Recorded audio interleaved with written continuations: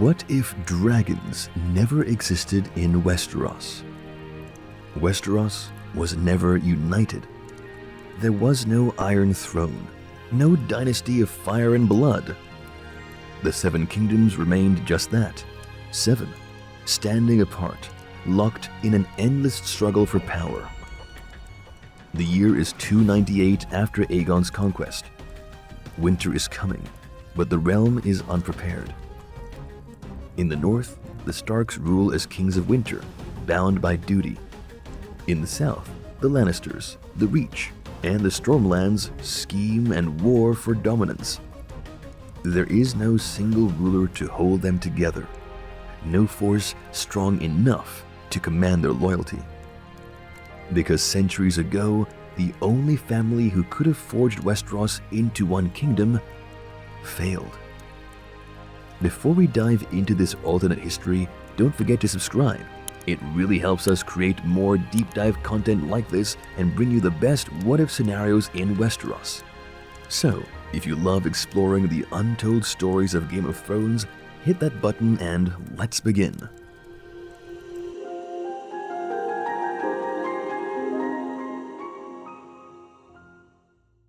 The Valyrian Freehold was the greatest empire the world had ever known.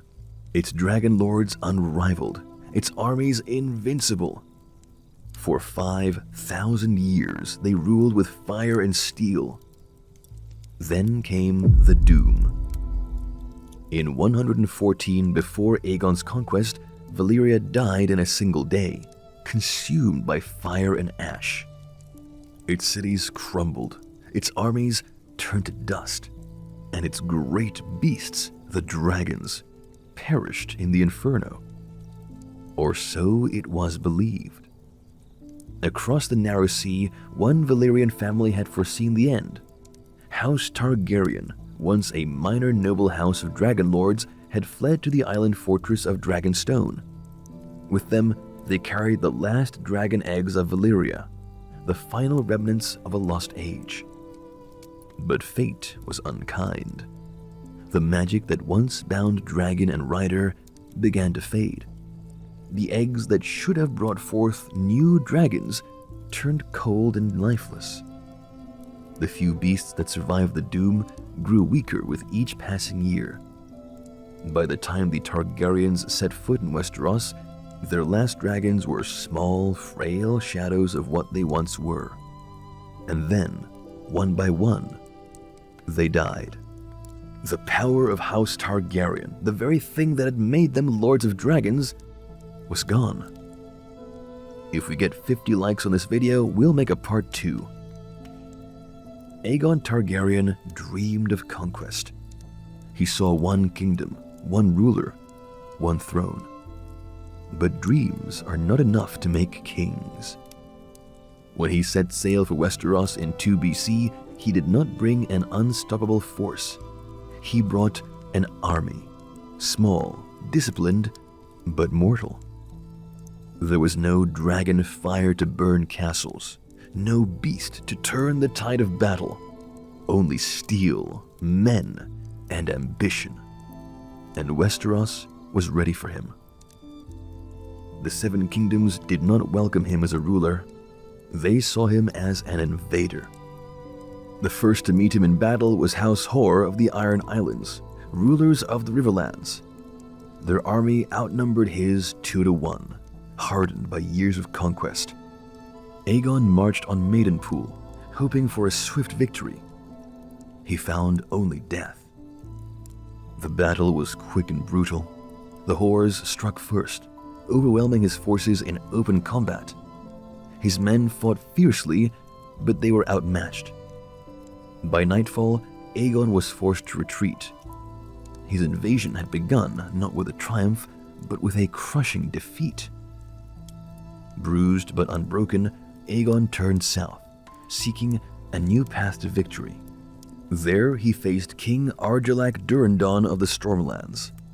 The Storm King was a seasoned warrior, known for his relentless aggression, and he did not intend to let an invader set foot in his lands. At the Battle of Mistwood, Aegon's forces were surrounded. the Stormlanders struck like a thunderclap, breaking his lines in a single devastating charge. His banners were torn down, his men were slaughtered, and for the second time, Aegon ran. But there was nowhere left to run. Aegon had lost. His armies were shattered. His dream of uniting Westeros was over. Surrounded with no allies and no path to victory, he did the only thing he could. He bent the knee. In 1 BC, Aegon Targaryen surrendered to King Argilac Durrandon, swearing fealty to the Stormlands. His sisters were married off to noble houses to secure peace. Dragonstone remained his, but only as a vassal lord, bound by oath to serve the Storm King. And so, history took a different path. There would be no Targaryen dynasty, no House of the Dragon, only a family of exiles bound to a kingdom that was never theirs. Westeros remained fractured, independent, and locked in an eternal struggle for power. There was no Iron Throne to unite them, no great ruler to bring them under one banner. Instead, the Seven Kingdoms fought on, as they always had. The Starks remained kings in the north. The Lannisters, the Reach, the Vale, all ruled their own lands, forming uneasy alliances, waging endless wars. The Targaryens, once the last hope of Valyria, became nothing more than a footnote in history. And so, when the long night finally came, Westeros was divided, unready, and alone. Before we continue with this alternate history, let me ask you, how do you think Westeros would have evolved without dragons?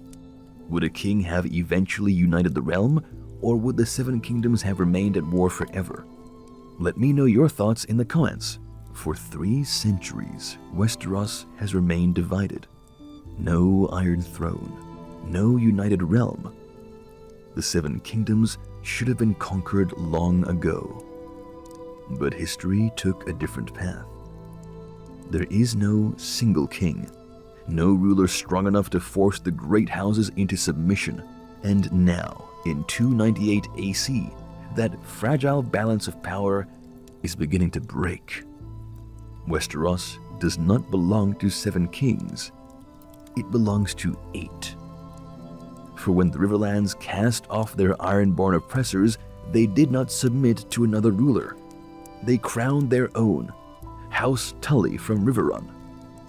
Now the realm stands more fractured than ever, and while the great houses war and scheme, they do not see the true threat. Beyond the wall, something ancient stirs. Winterfell stands as it always has, its walls strong against both time and invaders. In the north, the blood of the first man still runs deep. The Starks kneel to no one. King Brandon Stark rules as his ancestors did, cold, unyielding, unbroken. He is a man shaped by war, trained in hardship, and unwilling to suffer the petty politics of the South. He does not play the game, he survives it. His brother, Eddard Stark, holds Moat Cailin, the fortress that guards the North's only true entrance. A silent threat to any king who dares march his banners beyond the neck, he married Lady Karstark, sister of Lord Richard Karstark, to strengthen the northern unity. But Brandon is not alone in Winterfell. His queen is of the Vale, a noblewoman from an ancient Andal house. Winterfell and the Eyrie, bound by blood. King Brandon Stark and his brother Eddard have a sister, Lyanna. In 290 AC, King Brandon made the choice. Lyanna would marry Edmure Tully. The North needed grain. The Riverlands needed protection. The alliance was necessary. Lyanna fought it. For months, she refused to be a pawn in her brother's plans. But in the end, duty won. She was wed in 291 AC. Even now, she remains a Stark at heart, riding, hunting, speaking when she should remain silent. She does not belong in the Riverlands, and some say She never truly left Winterfell. The North stands strong, but it stands alone, and beyond the wall, something ancient stirs. For centuries, the Riverlands had no king. They belonged to whoever was strong enough to take them. The Andals came first, shattering the rule of the first men. Then came the Ironborn, crueler than any before them. They did not rule as lords, but as slavers. They burned, they pillaged, they drowned the men and took the women as salt wives. The Riverlands bled for generations. Until 282 AC, House Tully rose in rebellion, gathering the River Lords to their cause. They did not ask for help. They won their war alone. Their enemy was King Harmund Hor, ruler of the Iron Islands. His family had ruled the Riverlands for almost 300 years. The River Lords struck hard and fast, burning every Ironborn outpost along the Trident. The castles of the Hors fell one by one. The Tullys stormed Harrenhal, the grand fortress of his ancestors, and sent him fleeing back to the sea. And when the last of the Ironborn were driven back into the waves, the Riverlands did not bend the knee. They crowned their own. Now, in 298 AC, the Riverlands are no longer a land to be fought over. They are the 8th kingdom of Westeros. But kingship does not bring peace. Hoster Tully is old, his body failing. His rule is slipping. The Riverlands are strong, but they have never been strong enough to stand alone. His son Edmure is eager to prove himself, but his inexperience leaves the kingdom vulnerable to the hungry lions of the West. And Tywin Lannister does not ignore weakness. The Vale of Arryn is the most defensible kingdom in Westeros. No army has breached its mountain passes. No invader has taken the Eyrie, and under King Jon Arryn, it never will. For decades, Jon Arryn has ruled with wisdom and caution. He sees the fractures in Westeros, but he refuses to act recklessly. His walls are high, his gates are closed, his knights are unmatched. His marriage to Catelyn Tully has bound the Vale and the Riverlands together. It is a fragile peace, held by necessity rather than love. For now, the Vale remains neutral, but Jon Arryn is no fool. He watches, he waits, he knows that peace never lasts. Tywin Lannister is the most feared man in Westeros. From Casterly Rock, he rules over the richest kingdom in the realm. But gold is not enough. For years, Tywin has expanded his influence through marriage and war. His daughter, Cersei Lannister, is wed to a Martell prince. His eldest son, Jaime, is married into House Gardener of the Reach.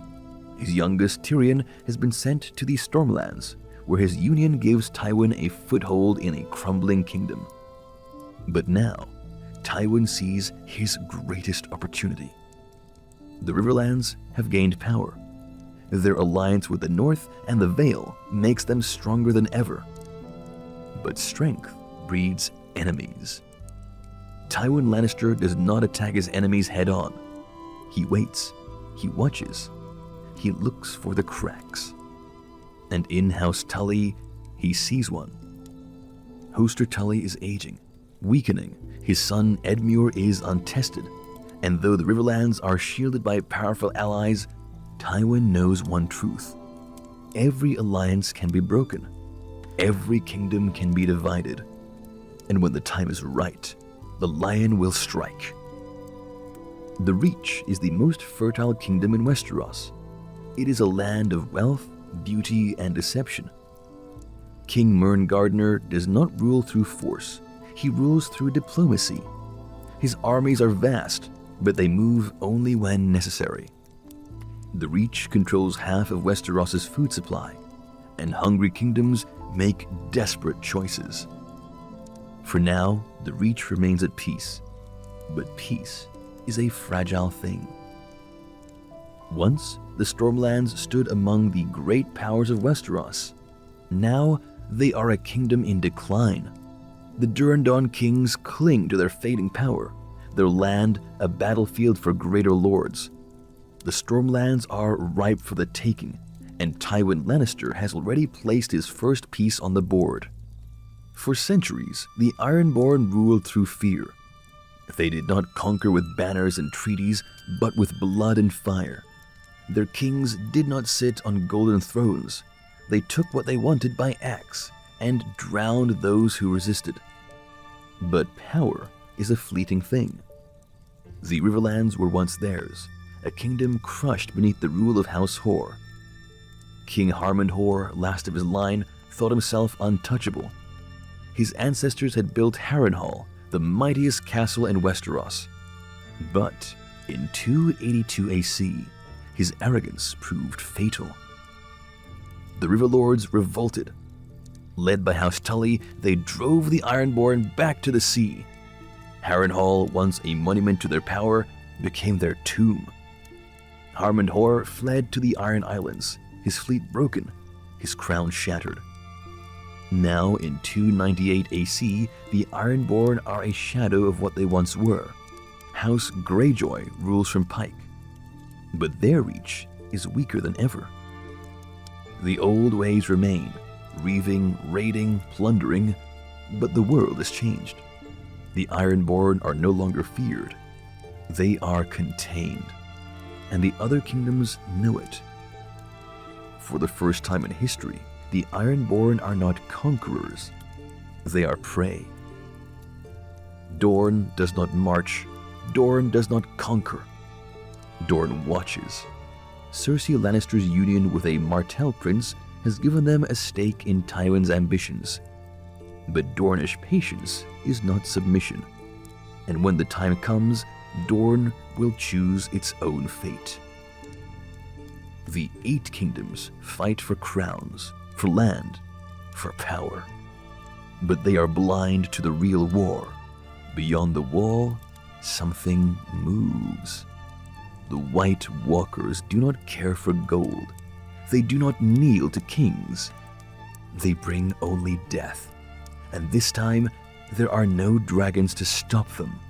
With so many powerful rulers and fragile alliances, who do you think would have emerged as the true dominant force in Westeros? Would it be the North, the Lannisters, or someone else entirely?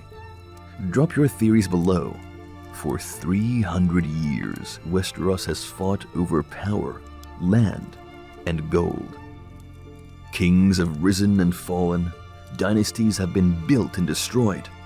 The great houses have played their game, believing their wars were the ones that mattered. They are wrong. Because beyond the wall in the frozen lands of the far north, the real war is beginning. The dead do not care for crowns. They march only for one purpose: to erase the living. The warnings have come before. The old tales speak of a long night, of an enemy that brings endless winter. But tales are not taken seriously. Legends do not concern kings. Except one. King Brandon Stark has seen the signs. Wildlings fleeing south, entire villages abandoned, bodies found frozen and lifeless. The Night's Watch, once a proud order, is now a shadow of what it once was, and their messages grow more desperate. At Castle Black, the Lord Commander calls for aid. He sends ravens across the realm, begging for swords, for men, for anything that might stop what is coming. But no one listens. The South does not believe in ghosts, and the North is alone. Even as the dead march, the rest of Westeros remains too consumed by its own ambitions to notice. In the Vale, King Jon Arryn reads the Raven from Castle Black. He is cautious, wise, but he is also practical. The Vale's strength lies in its walls, its knights, its isolation. Jon Arryn does not dismiss the North's concerns entirely, but he does not yet act. In the Riverlands, King Hoster Tully hears the warnings. He trusts his daughter Catelyn, who has spent years in the Vale, who knows the North is not given to superstition. But he also knows war is coming. Tywin Lannister watches him like a predator, waiting for weakness. If the Riverlands commit soldiers to the North, they leave their own lands vulnerable. and Tywin Lannister is waiting for just that moment. Casterly Rock does not believe in White Walkers. Tywin Lannister believes in power, in strategy, in waiting for the perfect time to strike. And if the Riverlands send their men north, Tywin will strike west. The war Westeros prepares for is not the war that matters. Beyond the Wall, there is no more time for hesitation. The free folk, the wildlings, have spent centuries fighting the Night's Watch, raiding villages, defying the laws of Westeros. But even they are afraid, because they have seen what is coming. It begins in the deep woods, in the frozen valleys where even the bravest wildlings fear to tread. Entire villages disappear.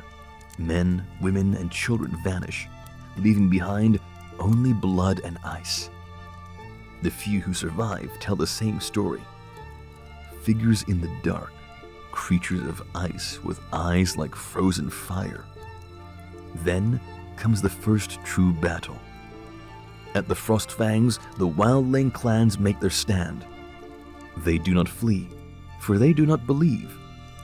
They have fought men, they have fought giants, they have fought wargs. They have never fought death itself. The battle does not last long. The White Walkers do not fight like men. Their weapons are not made of steel, but of ice cold enough to shatter blades and armor alike. The dead rise where they fall, turning friend into enemy. And when the wildlings finally realize what they are facing, it is too late. Their armies break, their people run. Thousands are slaughtered, and the dead grow stronger. Ravens fly from Castle Black. The Lord Commander sends desperate pleas for help. No one answers. The South does not believe in old ghost stories. The kings of Westeros see no reason to march their armies beyond the Wall to fight an enemy they think does not exist. The Lannisters prepare for war. The Reach secures its food supply. The Stormlands struggle to survive. The North alone prepares for something far worse. King Brandon Stark faces an impossible choice. If he sends his armies beyond the Wall, he risks weakening the North against southern aggression. If he does nothing, the dead will march unchallenged. A decision must be made, and time is running out. For 300 years, the kings of Westeros have fought over power, gold, and thrones. But the White Walkers do not care about politics. They do not negotiate. They do not make alliances. They bring only death. And as winter deepens, the truth becomes clear. Without unity, Westeros will fall. Westeros has never been more vulnerable. No dragons, no unity, and the dead are coming. But what do you think? Could the North survive on its own, or is this the beginning of the end? Let's discuss in the comments, and if you enjoyed this deep dive, make sure to subscribe for more alternate histories.